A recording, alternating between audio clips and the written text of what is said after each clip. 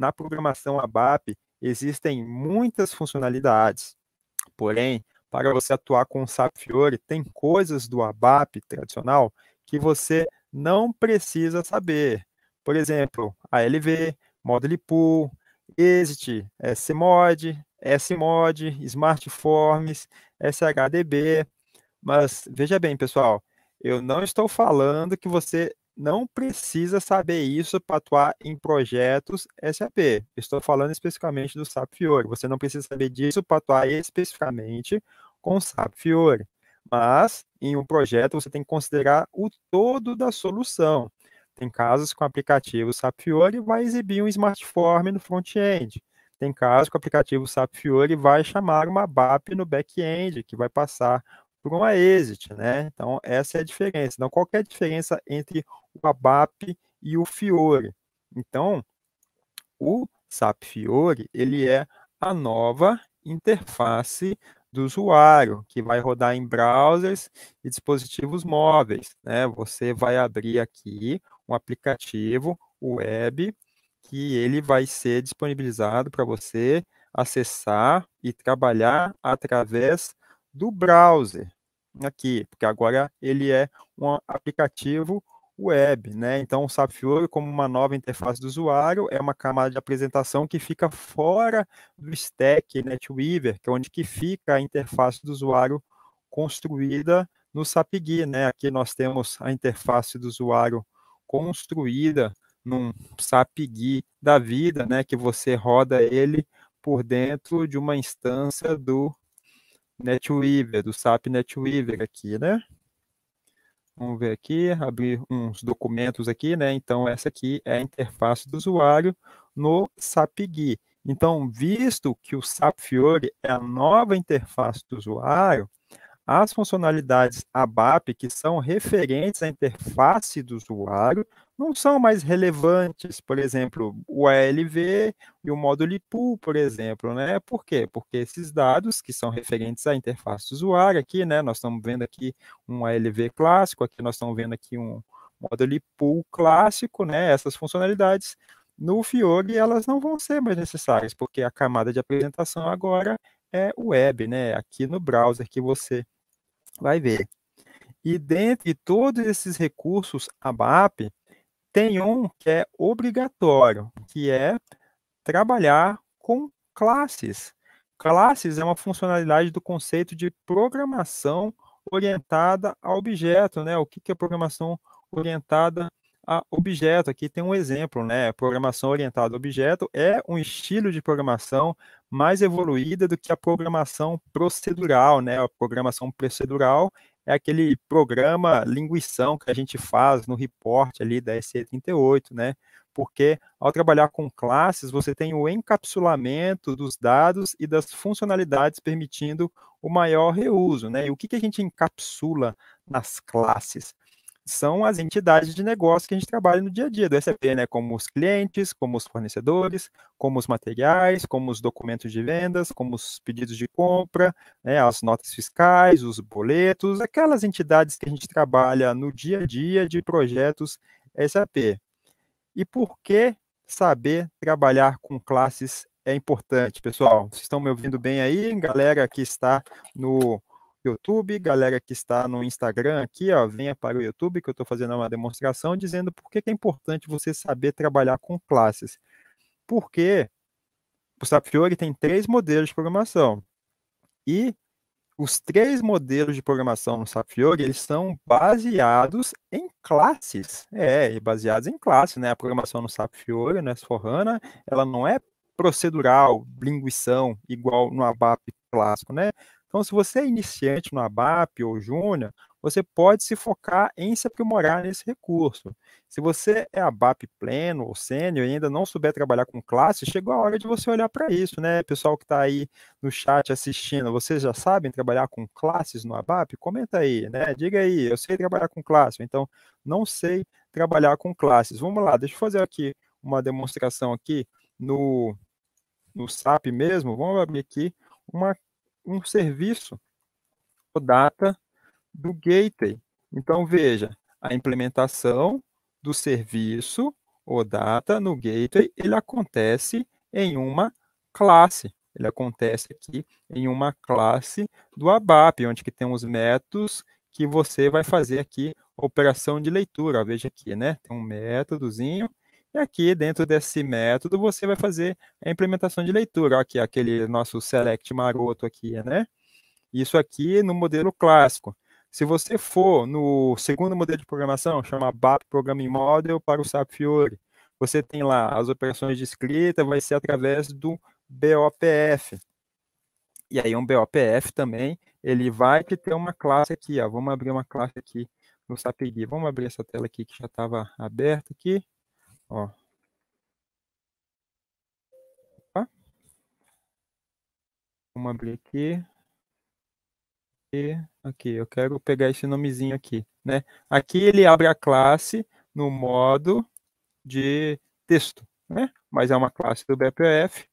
E aqui eu tenho uma classe do BOPF, também é uma implementação de uma classe, é uma implementação de um método aqui, né, no BOPF. Se você for trabalhar com REP, as ações do REP, eles também são implementados em classes aqui também, ó, que você vai ter a implementação da classe. Cadê a implementação da classe aqui? Estava aqui agora a implementação da classe. Aqui, ó, implementação da classe. Cadê? Sumiu aqui, implementação da classe. Aqui. Implementação da classe está aqui, né? Então, a implementação da classe está aqui. Então, você vai utilizar esse conceito de classe nos 3 modelos de programação do SAP Fiori, né? E o que é importante disso, de você trabalhar com classes? É que as classes também têm o conceito de herança e polimorfismo. Vamos voltar aqui para essa classe aqui, né? No modo visual, para ficar mais fácil para quem está acostumado ainda, né? Ou para quem está mais acostumado com o modelo visual aqui. Vamos abrir aqui uma classe. Então, vamos voltar naquela classe ali, que era essa aqui. E você tem as classes, e no conceito de classes, de orientação a objeto, você tem um conceito de herança, né? Que é você poder usar uma classe existente para fazer uma nova classe. Então, veja que esta classe DPC-XT, ela é baseada nessa classe DPC aqui. Ó. Se você entra nela, essa classe é baseada em outra. Se você entra nessa, essa classe é baseada em outra, e essa classe é baseada em outra, até essa primeira aqui, que é baseada numa interface ainda, né, que fornece os métodos. Então, vai sendo gerado heranças, né? Uma classe vai gerando outra, que vai herdando os métodos, né? Veja aqui, né? Essa classe, ela tem os métodos herdados. E aí você pode substituir, você pode redefinir, que é a questão do polimorfismo, que é você poder redefinir os métodos, que nessa classe ela vai ter o mesmo nome, mas ela vai ter um comportamento diferente quando a gente redefine ela, né? Isso é o conceito aí de polimorfismo, pessoal. Vocês conheciam aí herança, polimorfismo, orientação a objetos? Já trabalharam com isso? Como é que tá aí? E é muito importante você trabalhar isso, né? Porque tem muito desenvolvedor ABAP que está falando assim, porque eu tenho 10 anos de ABAP, eu já trabalhei em trocentos projetos, eu fiz trocentos go-lives e nunca precisei trabalhar com classes. Ok, gente, eu entendo, mas isso é passado, né? Numa era pré-S4HANA, pré-SAP Fiori, né? Isso aconteceu lá no passado, mas o banho de ontem, ele não vale para hoje, né? Ontem eu almocei e hoje eu estou sentindo fome de novo, né? Então, o fato de você, desenvolvedor ABAP, nunca ter feito isso no passado, não quer dizer que você não vai precisar fazer no futuro, né? Então, você vai precisar fazer essa atualização na sua carreira para você trabalhar com o SAP Fiori e S4HANA, né? Mas aí tem outros ABAP que falam assim, então é só evitar projetos de SAP Fiori e S4HANA, né? Essa é a tendência, eu entendo, essa é a tendência do ser humano, evitar uma coisa que incomoda, né, também, né? Eu evito fazer abdominal porque é chato, não gosto, né? Dá trabalho, é cansativo, né? Mas isso é uma questão de tempo, né? Você tem muitas vagas que as vagas hoje, elas estão exigindo do consultor ABAP esse conhecimento, né? Se você, vamos olhar aqui as vagas da semana, né? Deloitte, uma consultoria grande, vaga nova da Deloitte há 4 dias aqui, né? Ó, tá pedindo requerimentos em inglês, tananã, conhecimento em ABAP e Fiori, né? Beleza, ó, já pediu Fiori, né? Infosys, você vai ver aqui a descrição da vaga aqui também, CDS, Fiore, né? Ok, Deloitte também, aqui que é a mesma, vai pedir, né, ó, ABAP Fiore, EY também, EY tá cheio de vaga aqui, ABAP CDS View, S4HANA, Fiore, né? Então, o desenvolvedor ABAP, que não se atualizar para o SAP Fiori S4HANA, ele vai ficar obsoleto, né? Ele não vai ser mais considerado sênior se ele não souber o SAP Fiori S4HANA. Então, por isso existe essa necessidade de você aprender, né? E aí tem gente que fala assim, ah, porque a minha experiência no ECC vai garantir a minha empregabilidade.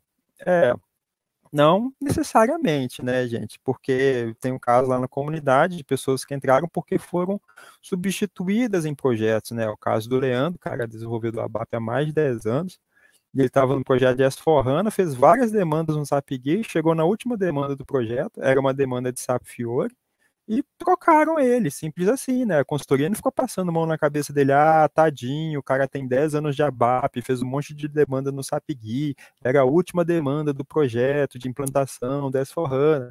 Não, muito pelo contrário, né? A empresa, pô, última demanda do projeto. Sabe, Fiore? Não, beleza, então eu vou botar alguém que sabe, pronto, né? A empresa quer dar o go live, a empresa, a consultoria não vai ficar passando a mão na cabeça do consultor porque ele trabalha com a ABAP há muitos anos, sendo que o que a consultoria precisa é de um cara que saiba o SAP Fiori, né?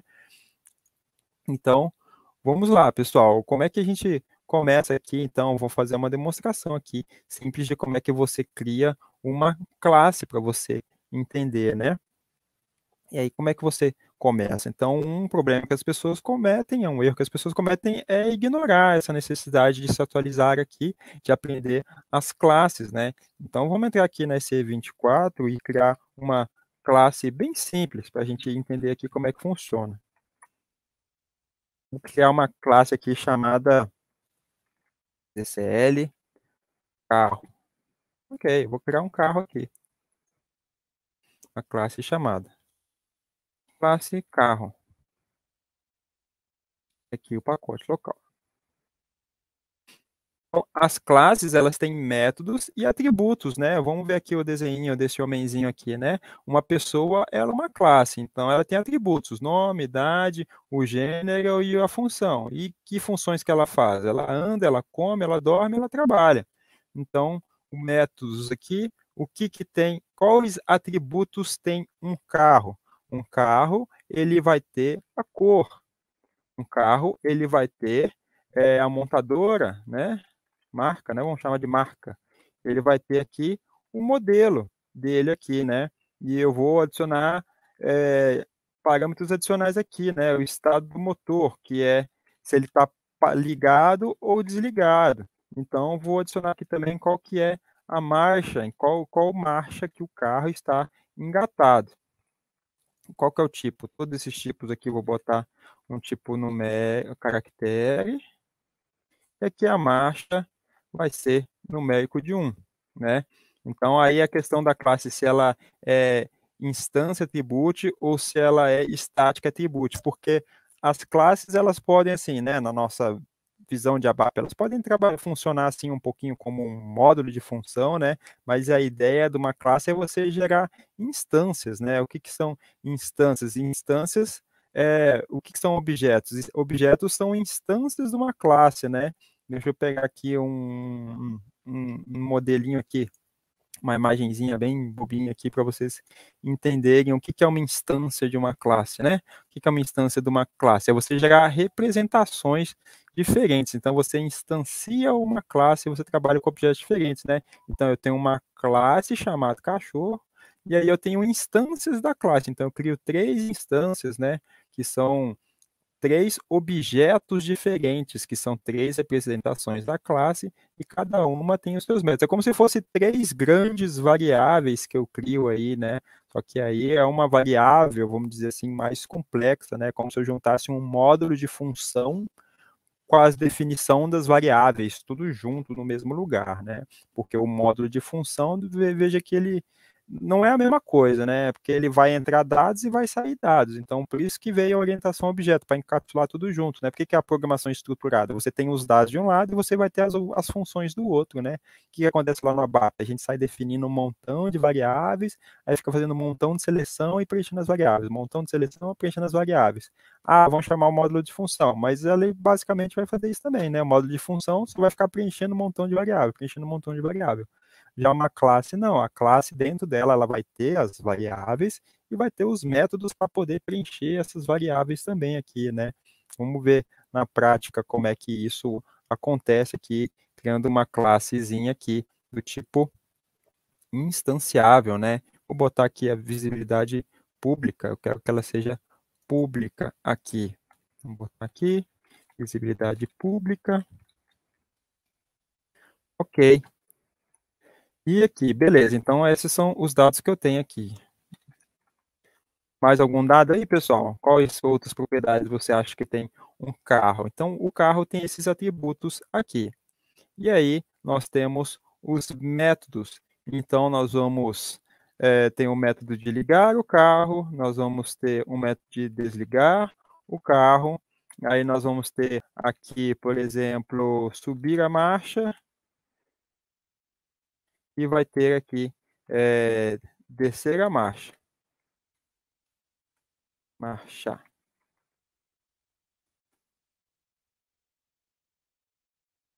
Ok, ele é um método instanciável, né? A gente vai ver isso na prática, o que acontece, né? E aqui é visibilidade pública. Isso significa que esses métodos eles podem ser vistos por fora da classe aqui, né?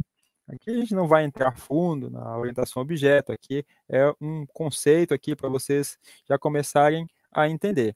Quando você trabalha com classes instanciáveis, existe um método que se chama constructor, né? Que é interessante toda vez que a gente instancia uma classe, a classe, ao ser instanciada, ela passa pelo método construto, como fosse um método inicializador. Então, o que geralmente se faz no método constructor? No método constructor, geralmente se inicia os atributos aqui, né? Então, vamos colocar aqui a cor, marca e modelo. Aqui, marca e modelo. Ah, lembrei aqui também uma que se chama portas. Vamos botar aqui portas. Quantas portas tem? Se ele tem 2 portas, se ele tem 4 portas, né? E ele é público. E ele tem um tipo char10. E aqui eu vou copiar essas variáveis. Dentro do método constructor, eu vou vir aqui no source code. Antes de eu vir no source code, eu vou vir nos parâmetros aqui, né? Os parâmetros do constructor são sempre de entrada. E ele é do tipo char10. É do tipo char10. Char10. Char10. Ok, agora eu venho no código. Aqui eu tenho a assinatura. Então, basicamente, o que eu vou fazer com esses parâmetros de entrada aqui no método constructor? Quando eu ver esses parâmetros de entrada aqui, eu vou preencher as minhas variáveis, aqueles atributos que eu tenho, né? Eu não tenho alguns atributos aqui. Esses atributos, eles são dinâmicos. Então, eu vou preencher esses atributos aqui no meu método, colocando assim. Colocar me, que se refere a esta classe aqui, me, ó, igual a cor, que é o variável que está vindo de fora. Aqui é a marca, aqui é o modelo, e aqui é as portas. Então, eu estou dizendo aqui, né, que a minha variável da minha classe, da minha instância, né, mim mesmo, significa que quando eu falo me aqui, significa a instância dessa classe que está sendo criada aqui. Então, ela está recebendo este atributo aqui. E aí, eu vou ativar.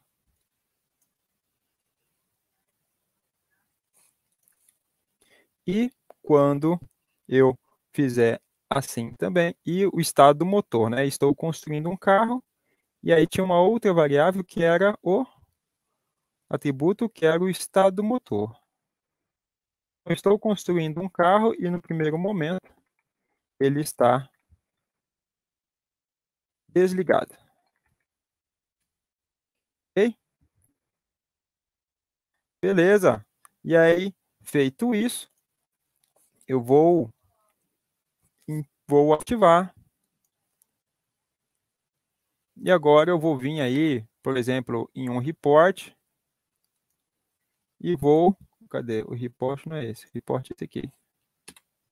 O report é esse. E aí nós vamos começar o processo de instanciar uma classe. Você vai definir, então, uma variável. Eita. Aí o nome, né? Carro 1. É type ref to. Quando você está criando uma variável que seja do tipo uma classe, não é só type, é type ref to, e aí você coloca o nome da classe. Cadê? A minha classezinha se chama ZCL carro. Ok, beleza. E agora eu vou criar uma instância, que é uma representação. Ó, Flávio entrando aí no Instagram, venha para o YouTube aqui que estou mostrando aqui como programar orientado a objeto. Vamos instanciar uma classe aqui. Então, você precisa criar uma instância de uma classe, é uma inicialização. Como se fosse inicializar a variável, né? Você está inicializando a classe. Estou criando uma representação da classe. Então, eu coloco o comando create object. E aí o comando carro. Ok, beleza. E quando eu fizer isso, ele vai instanciar, né, como se fosse inicializar a variável chamada carro aqui. E como ele tem um método constructor, e esse método constructor ele tem parâmetros, isso é opcional, né? Mas é uma forma de inicializar a variável. Eu posso passar parâmetros. Ó, exporting. E aí eu vou colocando ali quais são os parâmetros, né? Ó, qualquer cor ali, cor é igual a preto. O outro era portas, ó, texto, né?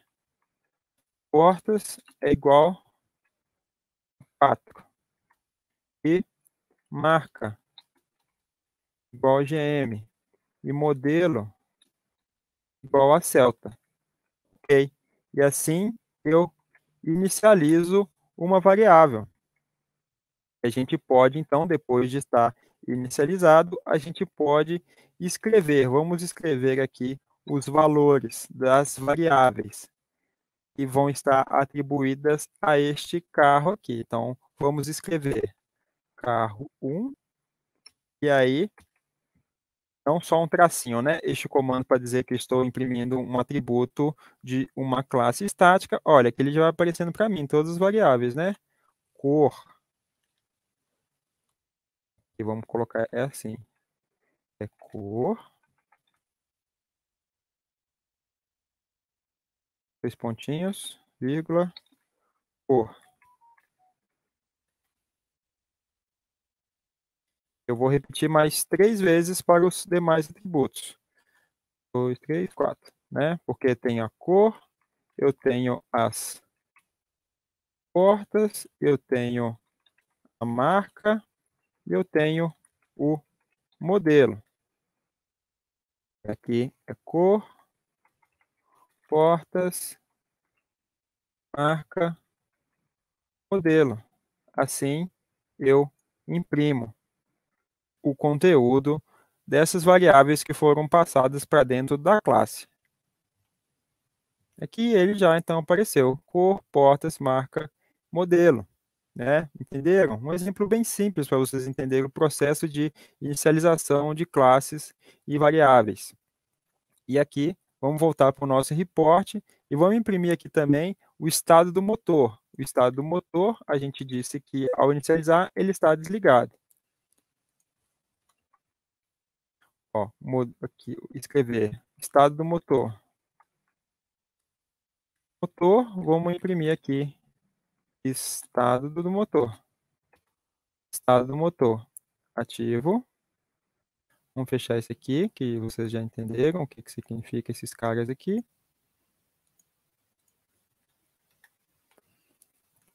E num primeiro momento, o estado motor está desligado. E agora eu posso chamar o método ligar. Ó, então vamos implementar aqui o método ligar. O que vai acontecer? Se eu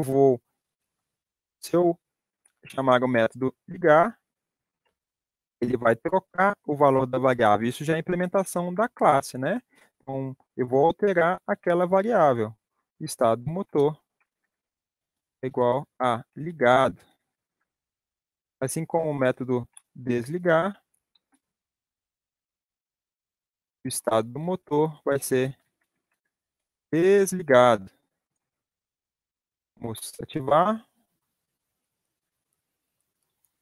E aqui vou voltar no meu código e vou imprimir agora aqui. Eu vou inicializar o carro. Como é que a gente agora muda o estado dos atributos de uma classe? Chamando os métodos. Como é que a gente chama os métodos de uma classe? Né? Você vai fazer assim, carro 1, aí tracinho, esse sinal aqui de maior, e você vai chamar o método aqui, né, ligar. Ligar. Estou chamando o método da classe. E aí eu posso imprimir de novo e ver o que vai acontecer. Execute. Ó, o estado do motor estava desligado. Depois que eu executei aquela classe, ele passa a ser ligado. O que mais? Vamos implementar agora aqui as marchas. Vamos implementar aqui, subir a marcha. Então, subir a marcha, eu tenho um atributo que é, vamos ver, atributo que chama marcha. Vamos subir a marcha. Então, primeiramente, né, a marcha tem 5 marchas só, então ele só vai fazer enquanto a marcha for menor ou igual a 5. Né? Enquanto a marcha for menor ou igual a 5, a marcha é igual a marcha mais 1. Ele vai subir. E o descer a marcha é praticamente igual. Então, se marcha é maior ou igual maior que zero, maior que zero, maior que zero, marcha, eu desço a marcha.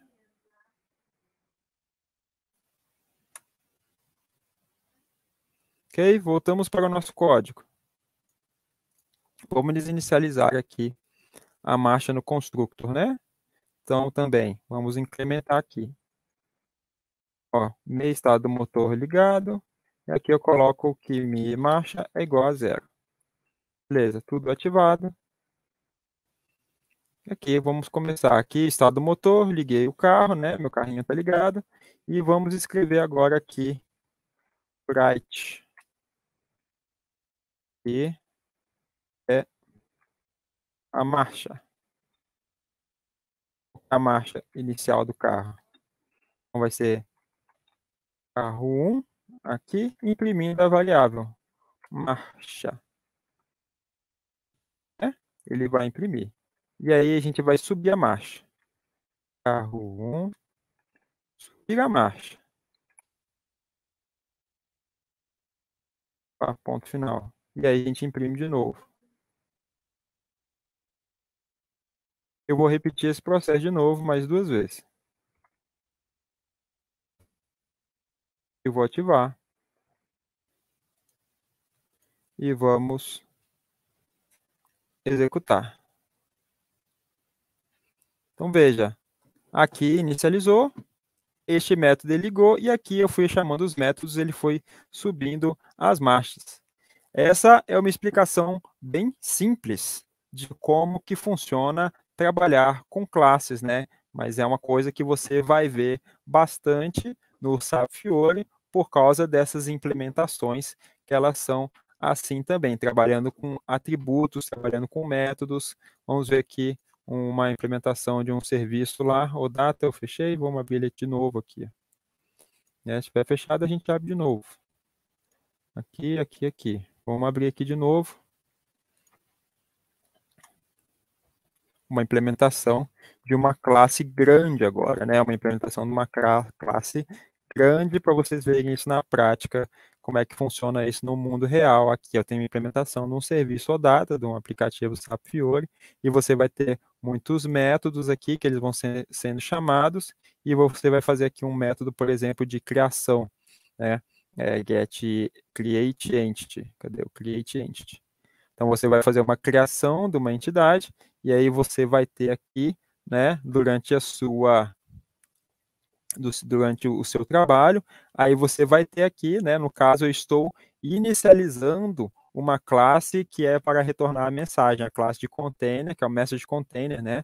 Então, ao fazer isso, ele me retorna uma instância de uma classe aqui, ó, get message container. Qual que é o parâmetro dele? Ele retorna uma classe, ó, type ref to, né? Retorna uma classe que vai ter uma pancada de métodos aqui e de atributos também aqui, né?